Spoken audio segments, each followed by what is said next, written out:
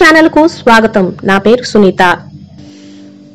ఉమ్మడి ఆంధ్రప్రదేశ్ రాష్ట్రంలో బడుగు బలహీన వర్గాల విద్యార్థుల ఉన్నత చదువులకు శ్రీకారం చుట్టిన ఘనత దివంగత వైఎస్ రాజశేఖర్ రెడ్డికి దక్కుతుందని, అనంతరం కాలంలో విద్యారంగంలో అనేక సంస్కరణలు చేపట్టిన వ్యక్తిగా తన తనయుడు మాజీ ముఖ్యమంత్రి వైఎస్ జగన్మోహన్ రెడ్డి చరిత్రలో నిలిచిపోతారని విజయనగరం జిల్లా ప్రజా పరిషత్ అధ్యక్షుడు మజ్జి శ్రీనివాసరావు అన్నారు।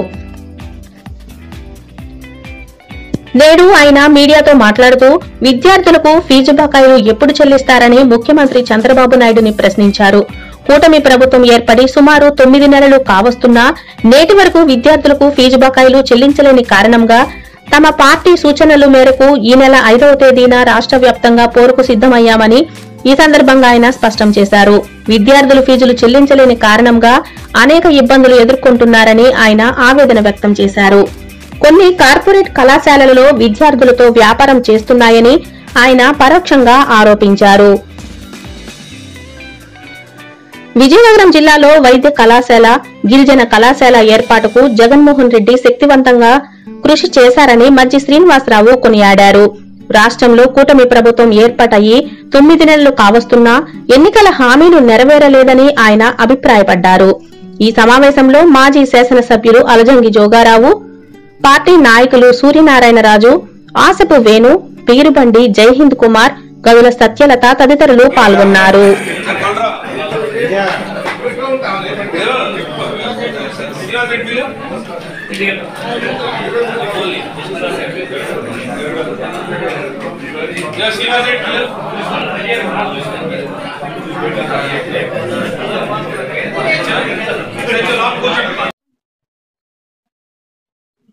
ఫీజు పూర్వ నినాదంతో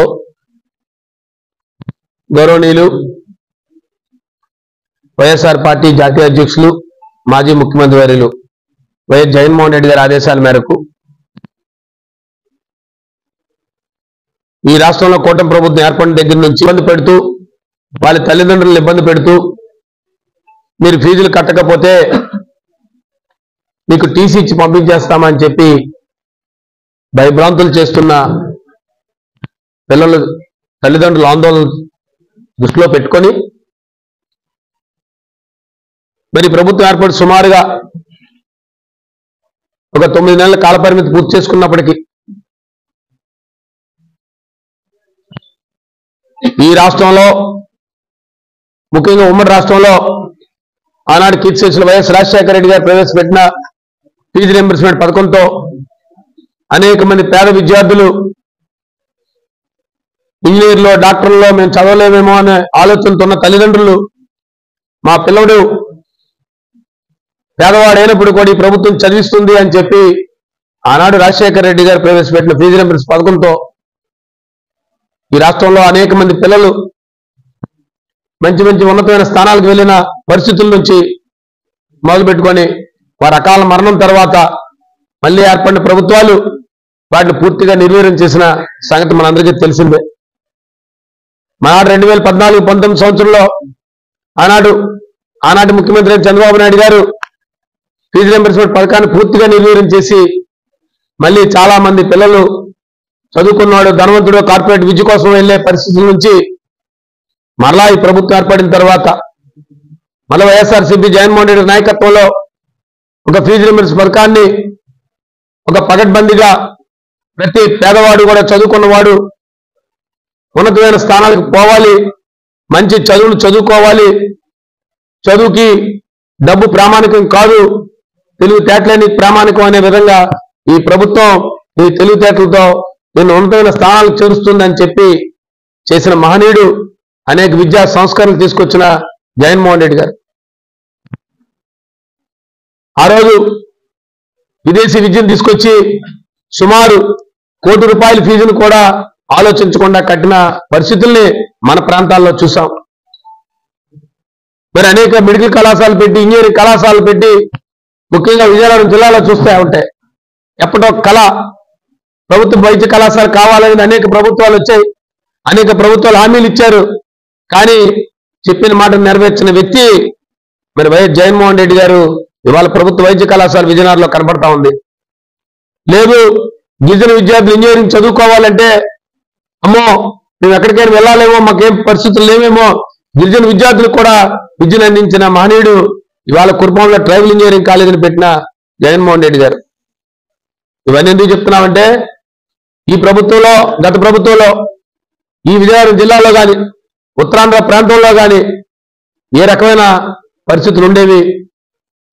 గత 5 సంవత్సరాల కాలంగా అనేక అభివృద్ధి కార్యక్రమాలు, ముఖ్యంగా విద్యార్థుల పట్ల విద్యా సంస్కరణలు తీసుకొచ్చి నాడు నేడు ద్వారా అనేక కార్యక్రమాలు చేపట్టి నా ప్రభుత్వం ఈరోజు ఈ రకమైన విధానాలను అవలంబిస్తూ ఈరోజు కనీసం పిల్లలకి మరలా చదువులు దూరం చేసి కేవలం కార్పొరేట్ వైద్యంతో విద్యతోనే మళ్ళా కార్పొరేట్ స్కూల్ పెట్టలేకపోతూ అధిక ఫీజులు వసూలు చేస్తూ ఇవాళ తల్లిదండ్రులు ఓ పక్క గతంలో అమ్మఒడనే కార్యక్రమంతో పిల్లల్ని చదివించుకోవడానికి ఏ తల్లిదండ్రులు కూడా ఇబ్బంది పడేవారు కాదు.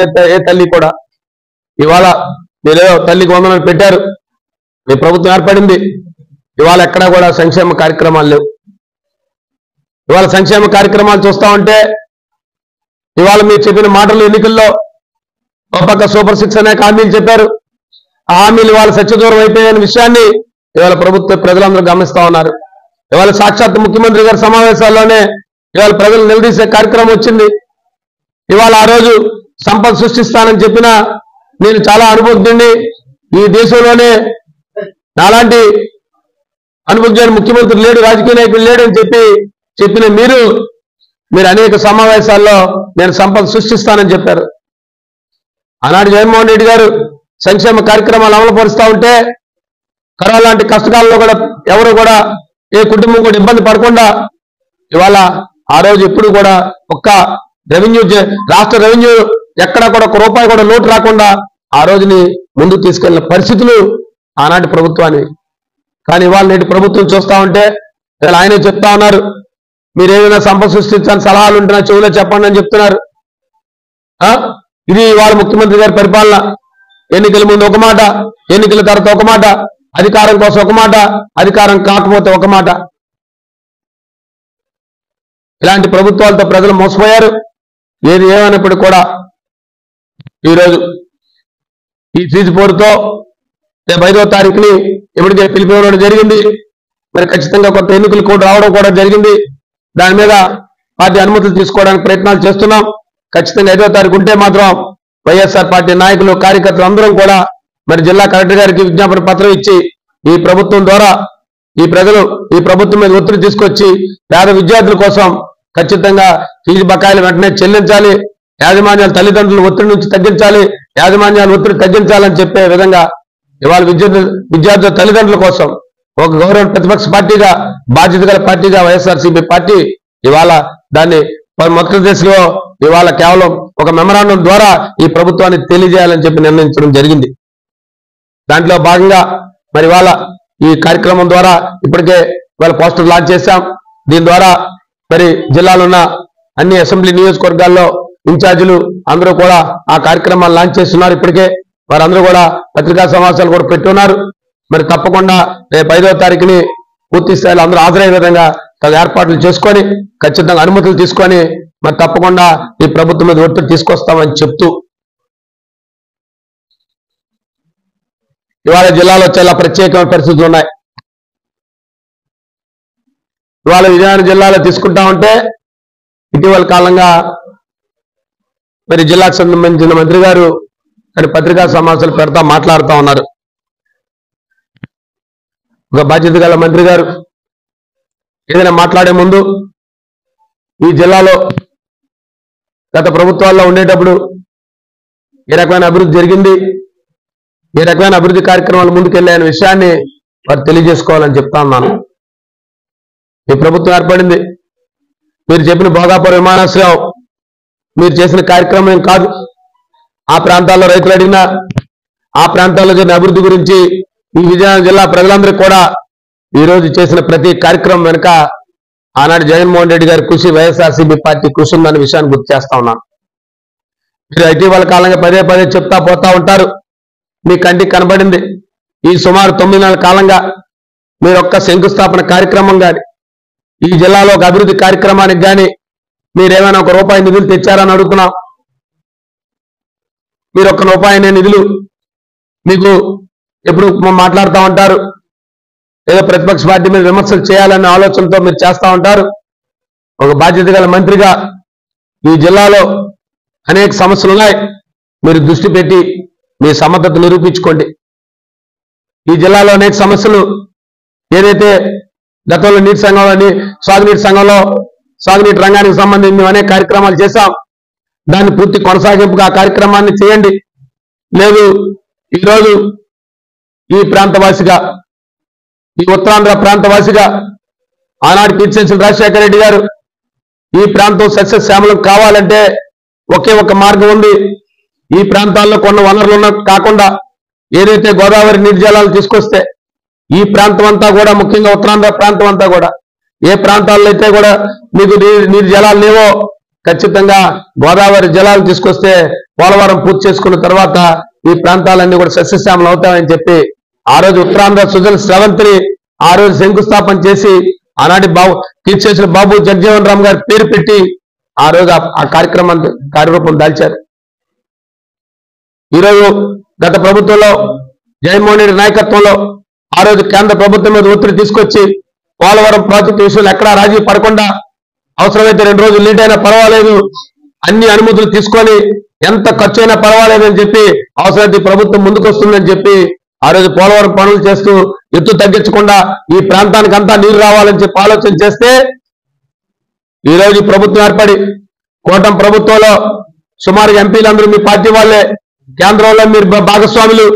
ఈ రోజు పోలవరం ఎత్తును తగ్గించి ముఖ్యంగా ఉత్తరాంధ్ర ప్రాంతానికి ఏదైతే గోదావరి జలాలు తీసుకొచ్చి ముఖ్యంగా విజయనగరం జిల్లా తీసుకున్న, విశాఖ జిల్లా తీసుకున్న, శ్రీకాకుళం జిల్లా తీసుకున్న, అటు పక్క నుంచి ఎస్కోట్ నుంచి మొదలు పెట్టుకొని గజపతినగరం మీదుగా, చిబ్రిపల్లి మీదుగా, బొబ్బిలి మీదుగా, ఆ ప్రాంతంలో సంతకవటి మీదుగా ఆ ప్రాంతంలో తీసుకెళ్లాల్సిన గోదావరి జలాల్ని